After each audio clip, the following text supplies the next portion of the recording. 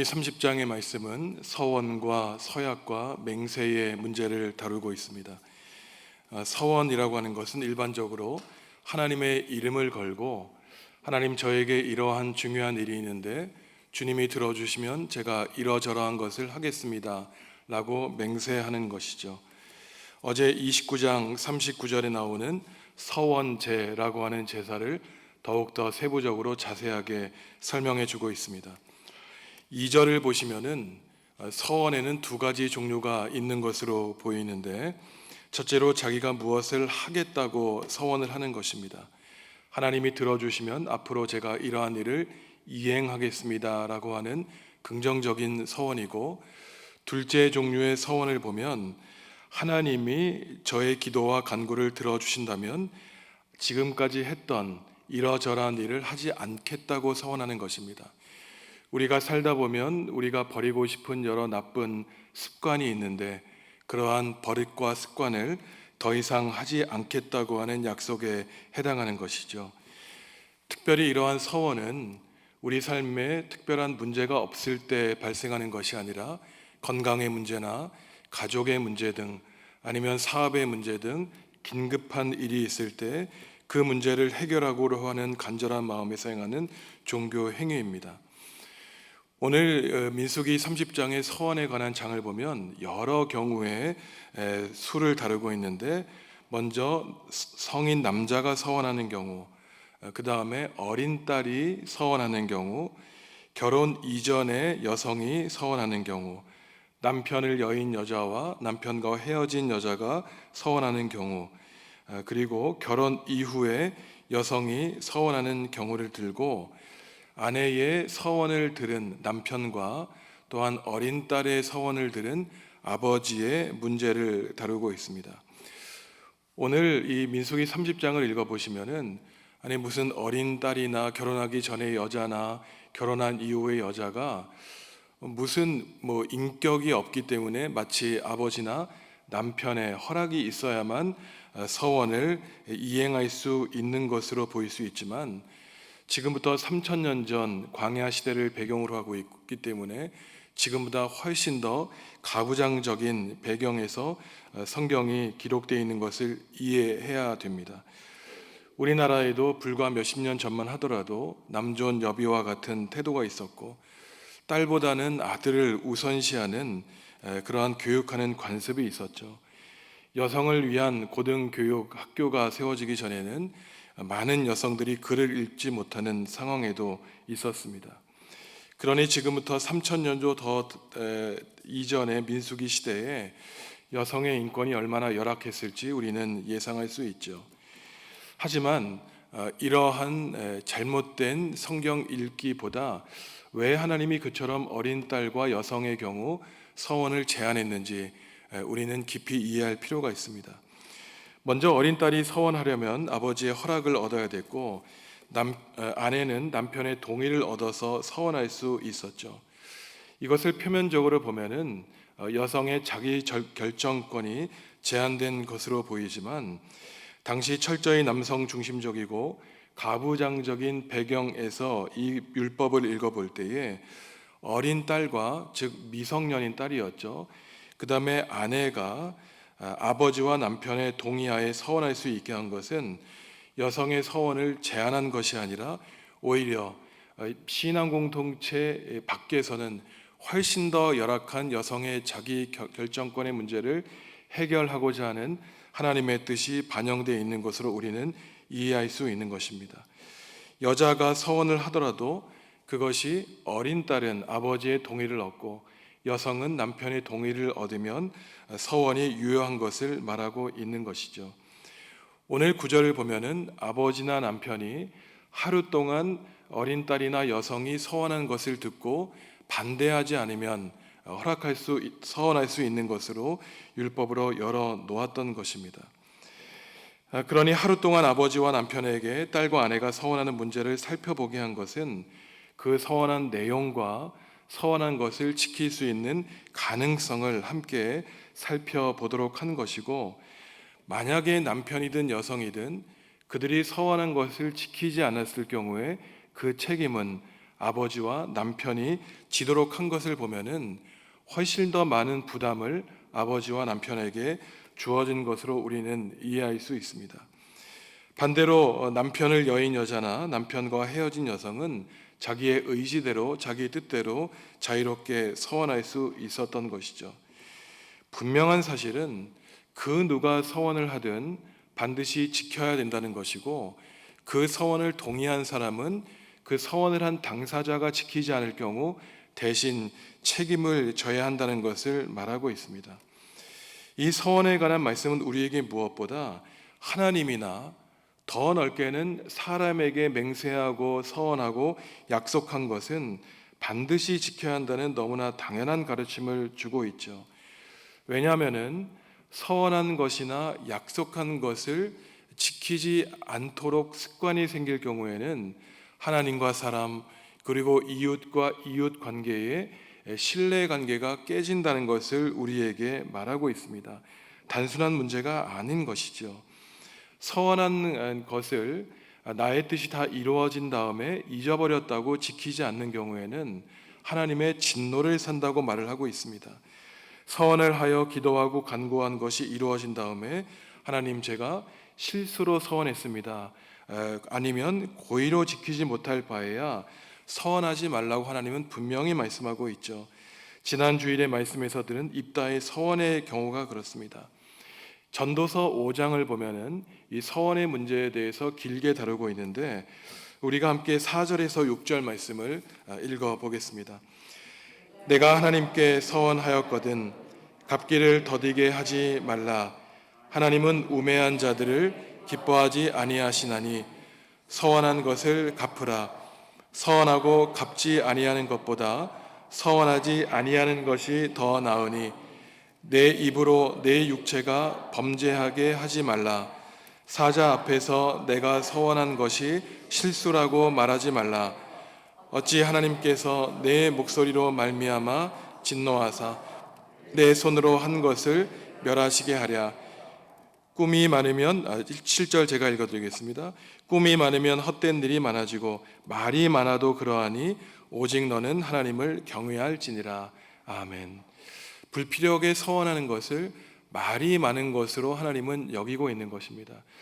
하나님이 우주 만물을 지으시고 모든 것의 소유물인데, 우리 서원하는 사람이 기도와 간구를 들어주시면 제 재산을 다 바친다고 한들 그것이 하나님께 무슨 유익이 있냐는 것이죠. 그러니 불성실하게 서원하느니 차라리 서원하지 말라고 하나님은 우리에게 말하고 있습니다. 서원의 문제는 약속을 지키는 문제임과 동시에 신중한 말 습관의 문제이기도 하다는 것이죠.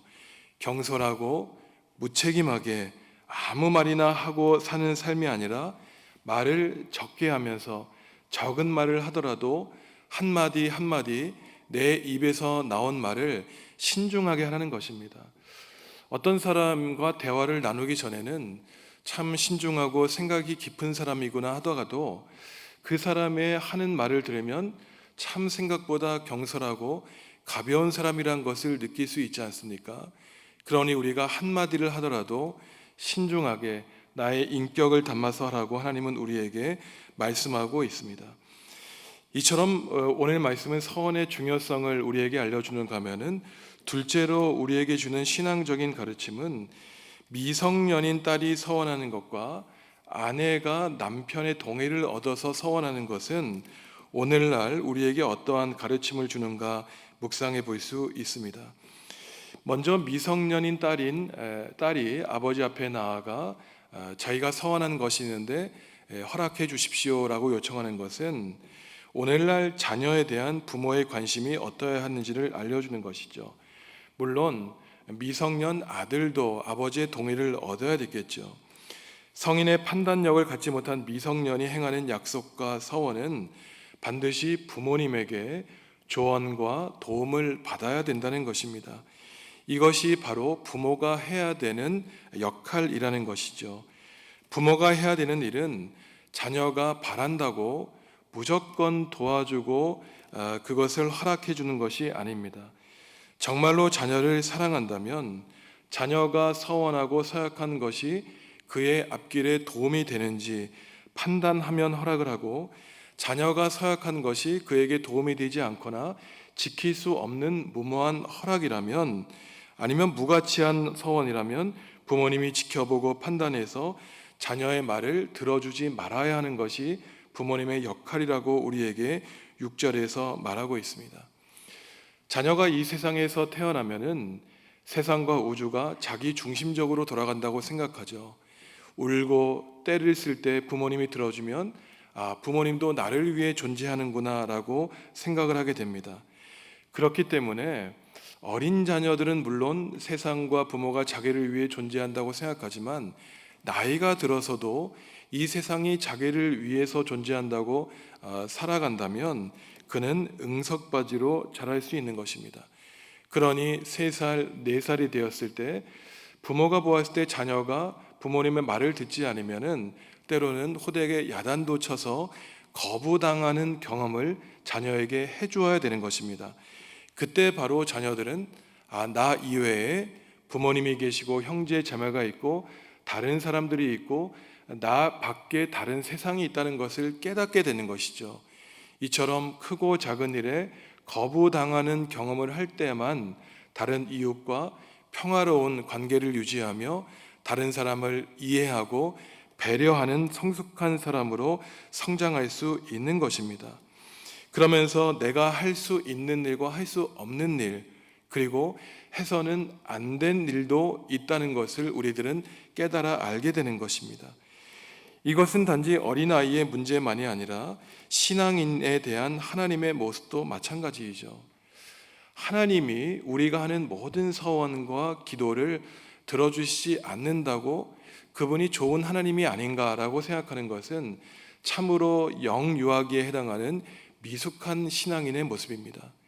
자녀가 바라는 것을 부모님이 다 들어주지 않듯이 신앙인이 바라는 것을 하나님이 다 들어주시지 않는 이유가 바로 이러한 부모와 자녀와의 관계 속에 비추어 우리는 이해할 수 있는 것이죠. 물론 신약 성경에서도 정욕으로 구하는 것을 하나님이 들어주시지 않는다고 말씀하셨지만, 욕심으로 잘못 구한 것, 때로는 우리가 구하는 것을, 모든 것을 다 들어줄 때 우리의 신앙이 오만해지고 겸손해지지 않을 것을 우리는 쉽게 이해할 수 있습니다. 결혼한 여성이 남성의 허락이 있어야만 그 서원을 할 수 있다는 것도 오해할 여지가 있지만, 오늘날 부부 사이의 관계에서도 마찬가지죠.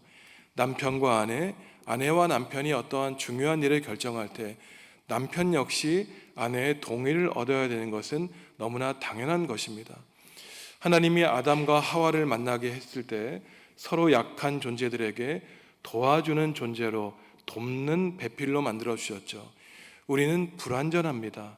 내가 독단적으로 일을 계획하고 꾸미며 시행하려고 할 때 얼마나 많은 실수와 시행착오가 있는 줄 우리는 잘 알고 있죠. 나와 함께 사는 가족이, 심지어는 우리의 자녀들일지라도 부모가 어떠한 일을 결정할 때 어린 자녀들에게도 그 뜻을 묻고 동의를 구하는 것이 성숙하고 아름다운 가정의 모습임을 하나님은 오늘 우리에게 말씀해 주고 계십니다. 우리가 살아가면서 힘들고 어려운 일을 당하면 지푸라기라도 잡고자 하는 마음이 드는 것이 당연하죠. 때문에 우리에게 문제가 생기면 하나님께 간절히 기도하여 하나님, 저의 문제를 해결해 주십시오. 그렇다면 제가 모든 것을 하나님께 하겠습니다 라고 서원을 하는 것도 인지상정입니다. 하나님이 들어주시면 제가 하나님과 교회를 위해서 무엇을 하겠다고 서원하는 경우도 있죠. 이러한 점에서 서원하는 것은 어쩌면 너무나 귀한 일이고 아름다운 일이며 신앙의 열심을 위해서 필요하기도 합니다. 하지만 하나님은 분명히 서원을 할 때 신중하게 하라고 말씀하고 있습니다.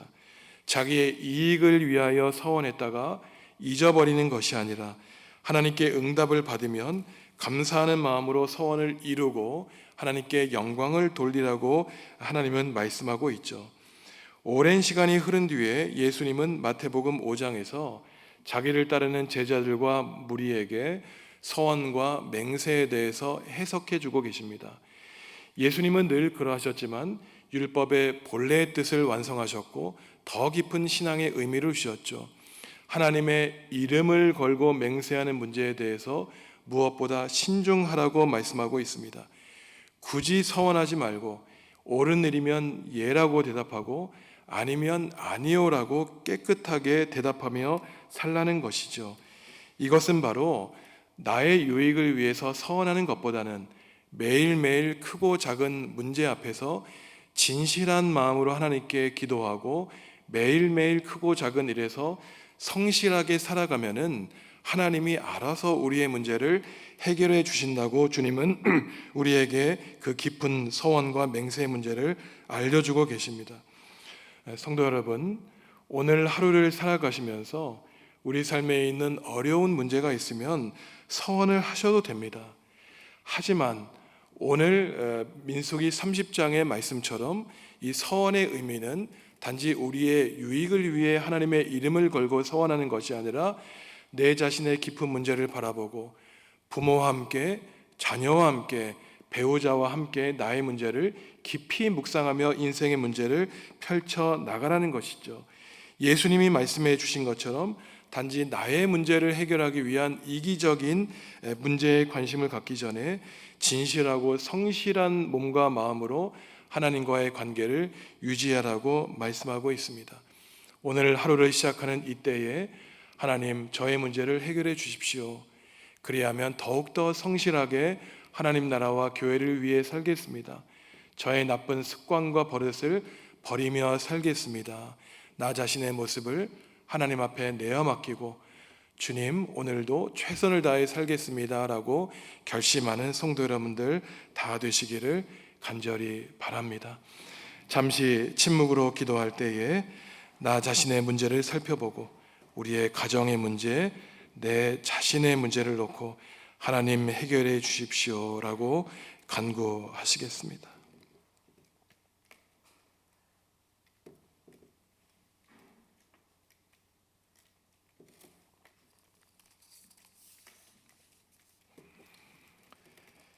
하나님, 오늘 하루도 말씀 앞에 내 자신을 내어놓게 하시고 나를 바라보게 하시니 감사합니다.